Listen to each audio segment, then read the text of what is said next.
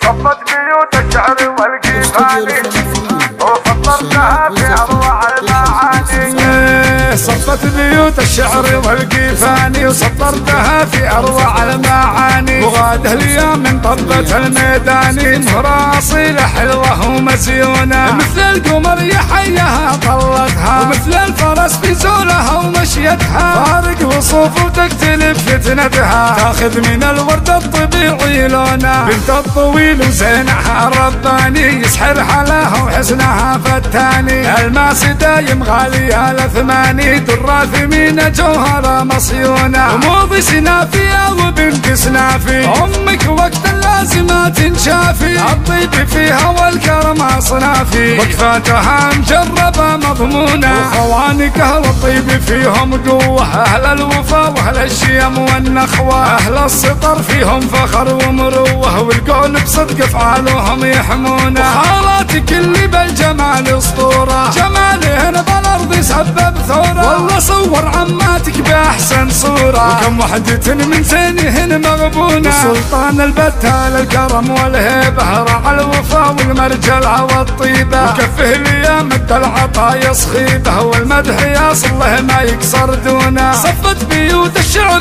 والقيفاني وسطرتها في اروع المعاني. وغاده اليوم من طبة الميداني مهرها اصيلة حلوة ومزيونة. صفت بيوت الشعر والقيفاني وسطرتها في اروع المعاني. وغاده اليوم من طبة الميداني مهرها اصيلة حلوة ومزيونة. مثل القمر يحيها طلتها ومثل الفرس في زولها ومشيتها. فارق وصوف وتختلف فتنتها تاخذ من الورد الطبيعي لونها. بنت الطويل وزينها رباني يسحر حلاها وحسنها فتاني. الماس دايم غالية الأثماني درة ثمينة جوهرة مصيونة. موضي سنافية وبنت سنافي أمك وقت اللازمة تنشافي. الطيب فيها والكرم أصنافي وقفاتها مجربة مضمونة. وخوانقها والطيب فيهم قوة. أهل الوفا وأهل الشيم والنخوة. أهل السطر فيهم فخر ومروة والقول بصدق أفعالهم يحمونه. وخالاتك اللي بالجمال اسطورة جمالهن بالأرض سبب ثورة. والله صور عماتك بأحسن صورة وكم وحدة من زينهن مغبونة. سلطان البتال الكرم والهيبة رعى الوفا والمرجلة والطيبة. وكفه لي مد العطايا صخيبة والمدح يصله ما يكسر دونه. صفت بيوت الشعر